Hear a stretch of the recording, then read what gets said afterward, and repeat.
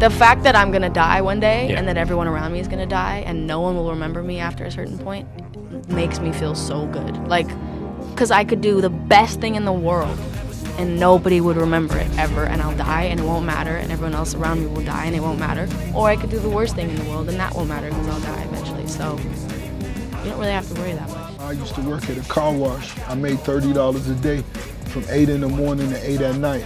So they basically let you know you gotta live off your tips. So you gotta really go hard. And so I used to let them know I'd do anything for you. I'll wash the car. If you leave me $20, I'll fill your tank up. If you left me with enough time, I'll put your cassettes in alphabetical order. I think that may be the small difference between the ones who really go get it and the ones who just talking. Don't post everything you think. Don't. Just don't. If you're watching this right now, anybody, if anybody is watching this, don't post your feelings. Don't do it to yourself. You get one life. And out that one life, you're only going to get out of it what you put into it. And never being okay with where you are, because after every level is another level, whether you realize it or not. And I always wanted to see what was past the thing that I got. I got here, but what was back there? I was never content with being here. Even if I do a good job, I always wonder, how I could have done it better. I rarely celebrate anything. And just for anyone watching this that's wondering how this happened, that's really the answer. It's being so unsure how you're getting it done that you just kind of keep going in the hopes of figuring out the formula. Feeling so lucky and blessed that the fear of losing it keeps you up at night. Can another man say you're fired? Absolutely. No one can tell me that. And that's priceless to me. But I'm here because I don't care. You enjoy having a man be able to tell you fired? But you enjoy. Okay, let me ask you a question. So you being selfish. Do you think your son enjoys you calling somebody else a boss?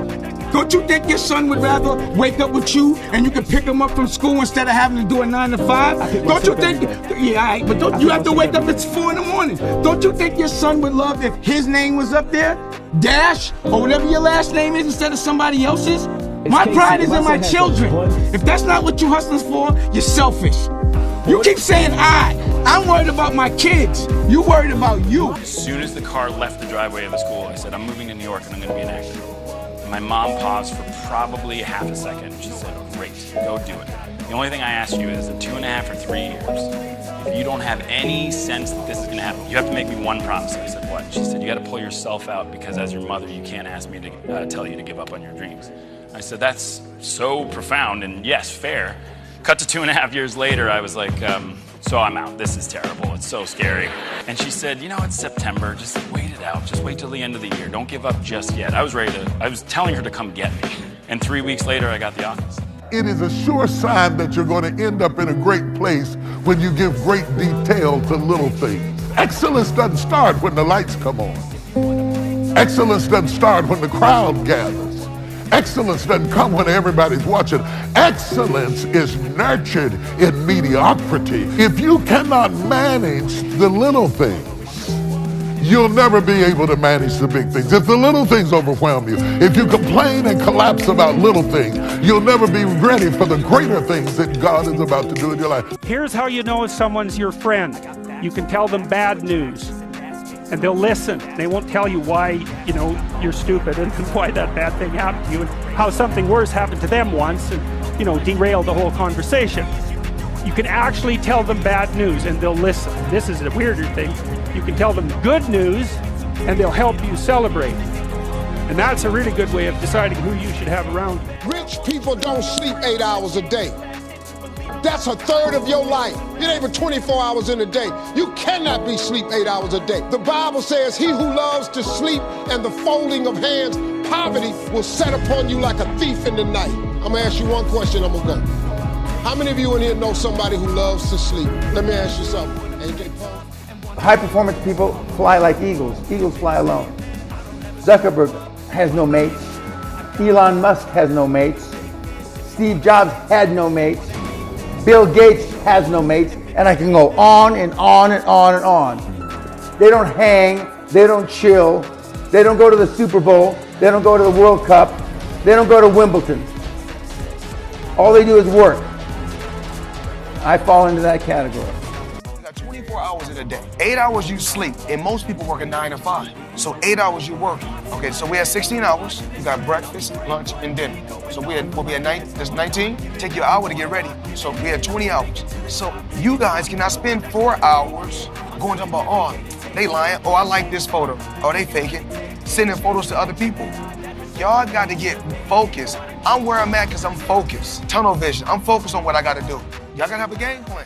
If you didn't make it in your 20s, you can make it in your 30s. And if you didn't make it in your 30s, you can make it in your 40s. And if you didn't make it in your 40s, you can make it in your 50s. And just remember Grandma Moses. She was a painter. And she didn't start painting until, I think, in her 80s. And one of the most prolific painters. Never too late. Never too late. Never So have fun. That's what it's all about. You don't trust that someone's never going to betray you. You just trust that you'll be able to handle it if they do. That you'll be able to walk away. That's a massive key to it. Stop worrying about whether you can trust someone else. Maybe you can't. We don't know that. Only time will tell if you can trust somebody else. That is a pointless waste of your energy to worry about. Worry only about yourself. Losses are part of life. I've lost in kickboxing, I've lost in boxing, I've lost in life, I've lost in love, I've lost in family. Like, life is, you don't just win all the time. It's wins and losses. So you roll with the punches. Come on. Life is short and it's fragile. And we don't know how many birthdays we have. So we don't have to have a birthday to celebrate. Just celebrate life. And if you haven't told someone you love them, do it now. Do it. Tell people you love them. Call your friends, text your friends, hug them, kiss them.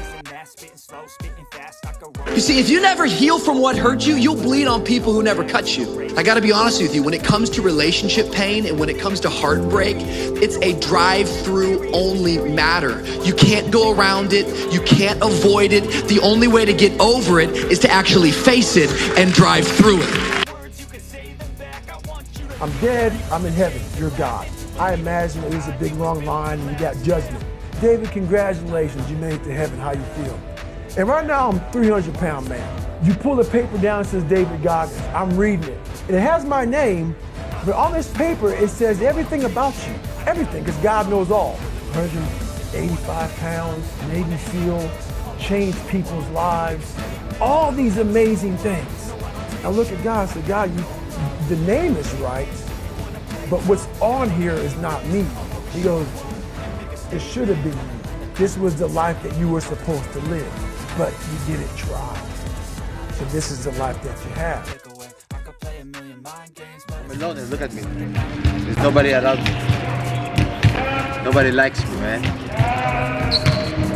It is what it is. Sometimes in life, people are not going to be around you to motivate you. They're not going to be around you to push you, to celebrate you, to applaud you. You got to do it on your own. That's what I'm doing right now. One thing I learned in life, you can never bring somebody up if they don't want to go up. You can't. No matter how good you think you are, no matter how much you want to tell them, you could help them. If they don't want to go up, there's nothing you can do. 100%. But the reverse is not true. Somebody bad can bring a good person down. Because the negativity in the world is much more stronger than the positive sometimes. And the negative people can bring you down. So I stay away from negative people. I just walk away from them. I want you guys to be all in. Yeah. I want you to be all in. Yeah. That's what Coach Swinney said. Yes, sir. And the only disability tonight is a bad attitude. Yeah. My high school English teacher, Mr. Fisk, I actually paid attention one time in class.